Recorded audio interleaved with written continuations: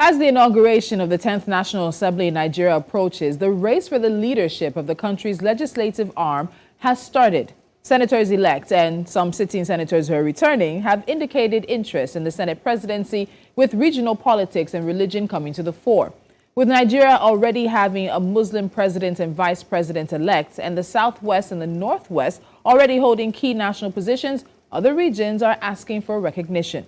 Candidates from the Southeast, South-South, and Northwest have indicated interest as the politicking continues after Nigeria's general elections.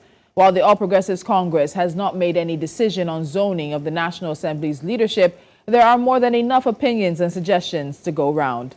Kassim Afegbua, Public Affairs Analyst and former member of the PDP, joins me now to delve into this issue. Mr. Afegbua, welcome to Politics HQ. Thank you for joining me. Thank you very much for the opportunity. So zoning is one of the largest parts of this conversation right now, and it's something that garners controversy every time it comes up, whether it's from the presidency or even a consideration at the governorship level. Is there a place for zoning when it comes to this conversation right now about the leadership of Nigeria's 10th National Assembly? Well, thank you very much for the opportunity of this discussion. I have stated earlier before now that for a plural country as Nigeria, you need to balance all the power algorithms. You need to apply zoning principle so that there will be a sense of inclusion and sense of belongingness in the minds and hearts of the different geopolitical zones. And the reason for this kind of representation is purely based on participation and inclusiveness. So for me, the 10th Assembly have made a case for South-South geopolitical zone. It should be our turn in the South-South to be Senate President, having been denied that opportunity in this present dispensation. The Southeast have had it for 5 good times, and it's just natural that South-South should be given the opportunity to present a candidate for the Senate President. In view of our strategic importance in the affairs of the nation, in view of the fact that it is the treasure base of the nation, in view of the fact that it is the resource base of the nation, in view of the fact that we contributed so much to the success of the APC presidential election. So I am of the opinion, I'm very strong one for that matter, that if you are coming to the table to ask for Senate presidency, you must be able to show your scorecard. Those who are showing interest from the Southeast, though, they have a right to show interest. But for God's sake, there has to be a morality behind it. Because I can't see a senator, for example, scoring as much as 40,000 votes to become a senator, and his presidential candidate is scoring 2,000 votes. That means he didn't work for the presidential candidate. He only worked for himself. So in such kind of scenario where conspiracy flourished so much in that election, I don't expect such candidates to be coming up to ask for Senate presidency. But of course, it is their inalienable right as contained in the Constitution of Nigeria. But essentially, when it comes to practicality, it's only when you win an election you can begin to ask for zoning. Now that APC has won, Asiwaju Bola Tinubu has become the president-elect, it's only natural that he concedes the Senate presidency to South-South geopolitical zone. Okay, so you talk about Nigeria being a plural country in terms of this sort of conversation and this race being an inclusive one. Where do you put the religious angle? Because given the fact that our president-elect and his vice are both Muslims, there's also this angle of religion that's being put into this conversation about the National Assembly leadership. Or do you think inserting religion into this type of matter has now been played out? Well, I personally am not one of those who is detained by the issue of religion. But if you look at the sentiments and emotions that religion has brought into our politics and our polity, you cannot run away from it. Whether you like it or not, you must balance certain sentiments, whether traditional religion, Christian religion, Islamic religion, or even those who don't believe in God, who call themselves atheists. So for me, having a president-elect, a Muslim, a vice president-elect, a Muslim, it's only natural that you concede to the agitations of the Christian folk who feel that there has to be some balance. And in the affairs of nation, in the affairs of a nation as plural as a country like Nigeria, you need to look at all the factors to ensure that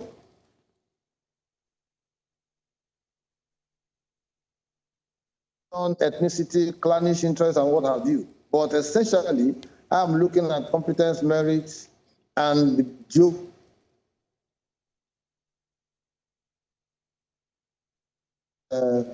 Christian, we have Christians in South who will vie for that office.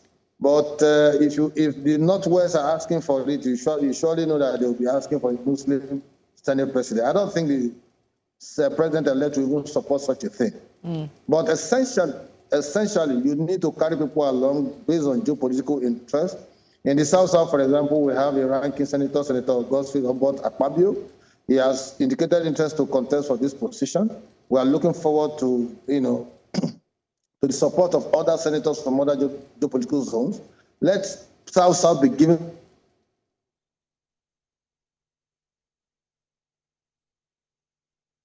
a threat. No, we are appealing to them, we are lobbying them, we are wooing them, so that they know that this particular zone is very important. We enjoy the services of a deputy Senate president in the last dispensation.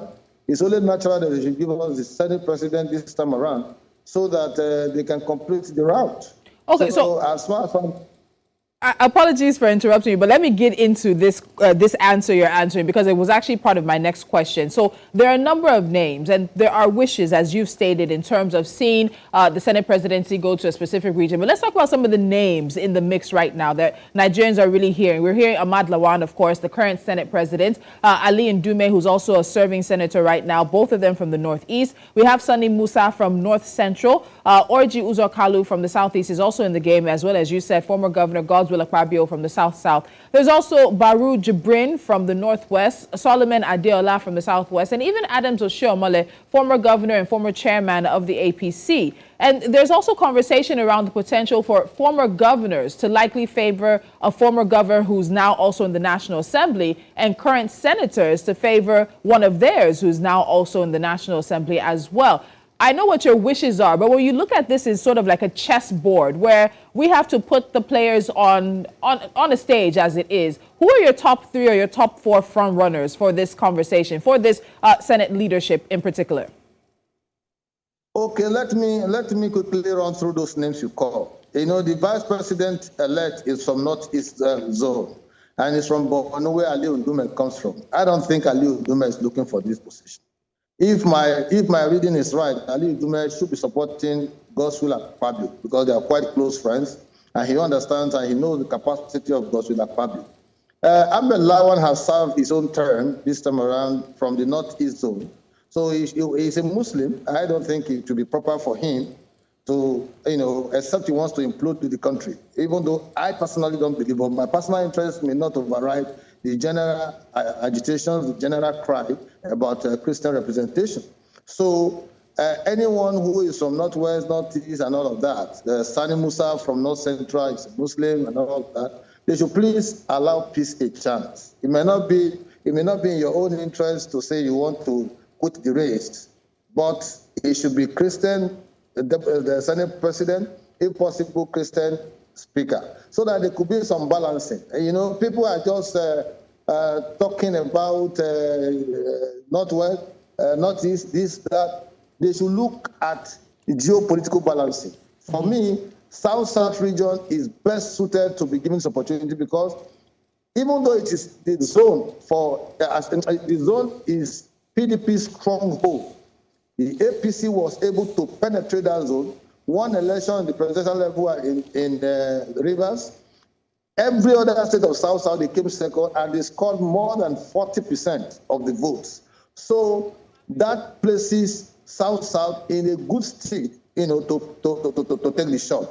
And coming to Godswill Akpabio, if you look at his antecedents as a governor in Rivers State, in Akwa Ibom State, you cannot deny the fact that the man is a performer.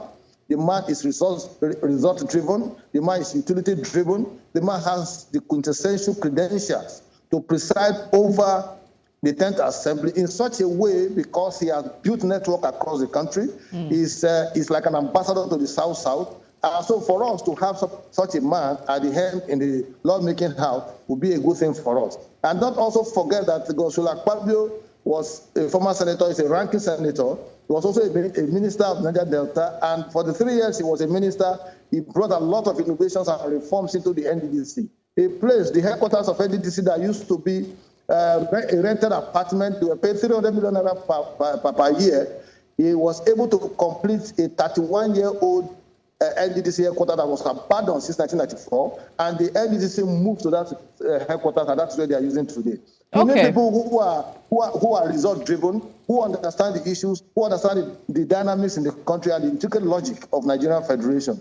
And an Akpabio with that kind of experience, executive experience, legislative experience, governor, minister, and senator, he will be in a better position to read the mood of the country and work hand-in-hand constructively with the president of the country to produce laws that will be good for the well-being of Nigerians. We're going to come to working hand in hand because there's been a criticism that the Ahmad Lawan Senate has faced. But before that, the APC has the highest number of lawmakers in the Senate. They have 54, PDP has 33, LP 7, and other parties like NNPP, ABGA, YPP also have the rest. You also have a situation where whoever is going to emerge has to be able to work across the aisle, work across the board to convince other lawmakers to vote. So when you add these party intricacies, the competition and sort of the struggle we've seen, particularly in the general elections, and you bring it into play into the National Assembly leadership tussle, how do you see this playing out across party lines? Well, the APC is surely the party with the majority senators. That is not in doubt. But as a Senate president, you need to reach out to other senators from the other parties, whether they are 1, whether they are 2, whether they are 3, whether they are 7, whether they are 20. You need to reach out to them because you are going to be presiding over the entire 109 populated Senate. And in so doing, you must be able to buy into the aspirations of the other senators who are not captured in the APC, your own party. So the concept of democracy is majority rule, but that majority must be so grounded to the point that whenever you have laws that you want to put across or bills that you want to present in the Senate, you'll be able to present in such a way that other senators will buy into the discussion, first read, second read, before you take it to public hearing and all of that, then you come up with in a prepared bill for outside of the president. And Akpabio, for example, understands the workings of the Senate, having been there before. His first time being in the Senate, he was given the minority leader. That is because of his quintessential achievements in Akwa Ibom State. Go to Akwa Ibom, from a rural community, transform that place to an urban center. Airport, hospitals, roads, all of that. We need people who are result-driven, people who can interrogate issues, people who can look in the face of those who are on the other side and say, this is what we want. We need a man who has a cult-like following, people, supporters here and there, everywhere. He has supported people from the north, he has supported people from the Middle Belt, he has supported people from the south and everywhere. Mr. Afegbua, I can see that you've made... Mr. Afegbua, I can see very clearly that you've made your choice. You're just not one of those who's going to vote, but we see which side, or rather which senator has your vote. My choice is very fundamental, it's very instructive.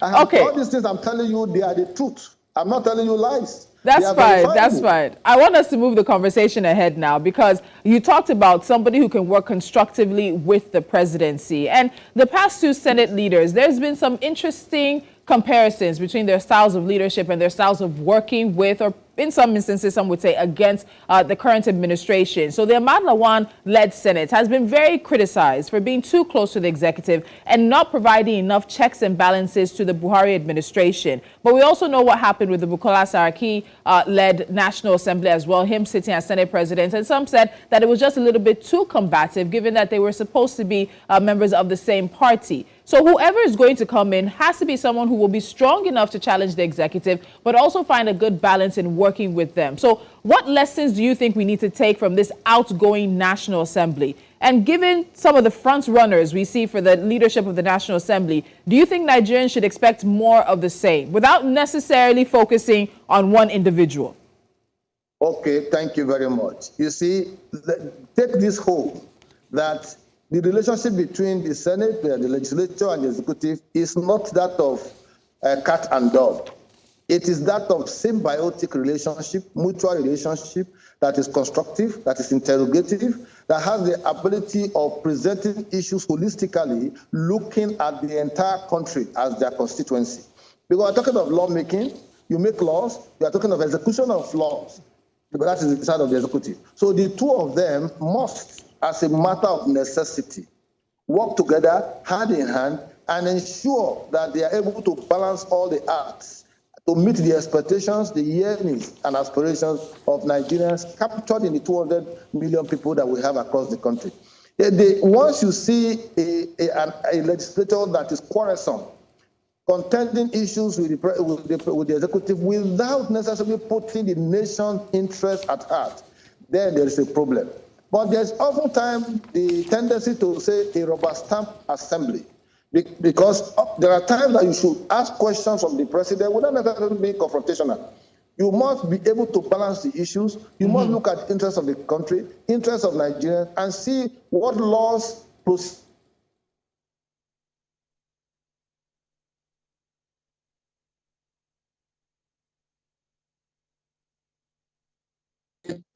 here once a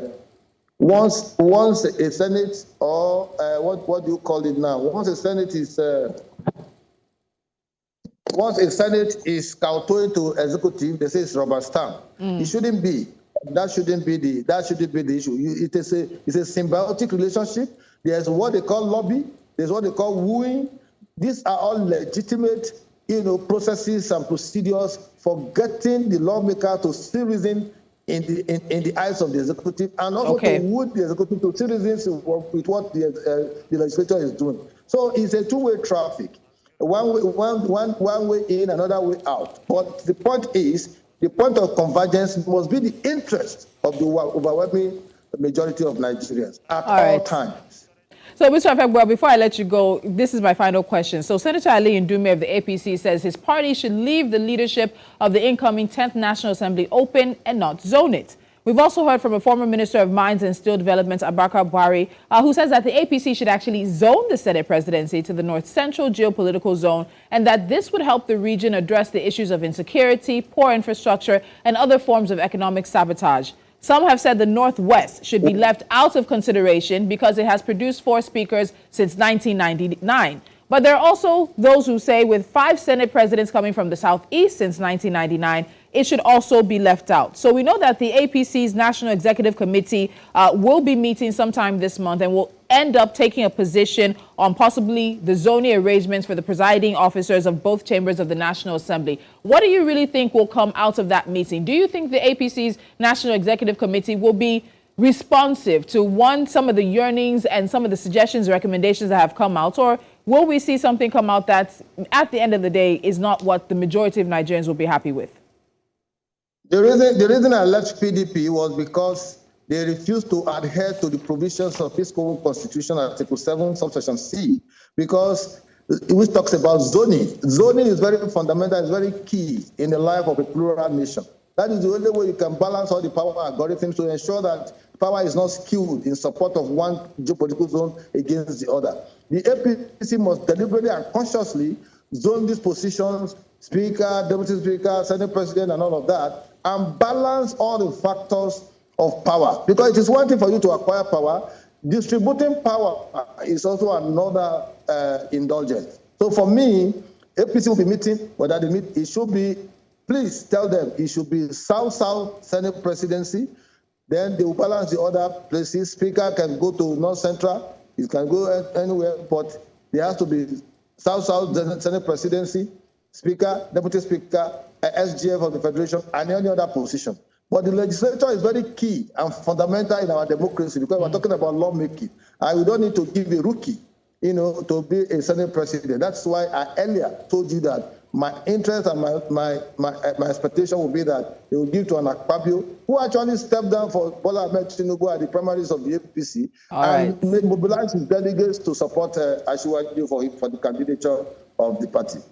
All right, so we do have a few weeks or so to see how things will play out. It's one thing for the party's neck to make this decision. It's another thing at the end of the day for the senators to vote and eventually decide who will lead them, as well as those in the House of Representatives. But don't forget that Bola Ahmed Tinubu, the president-elect, was a senator before. Yes. He understands the workings of the Senate. He understands the workings of the Senate, and so he knows that there's need for lobby, there's need for wooing, and also seeking the cooperation of the legislature. Very true. And in so doing, they will be able to resolve it without any rancor. All right, so we look forward to seeing how all of this plays out. Mr. Kassim Afegbua, thank you so much for joining me on Politics HQ. Thank you. It's a pleasure always. Always. Thank you for doing a good job. Thank you very much.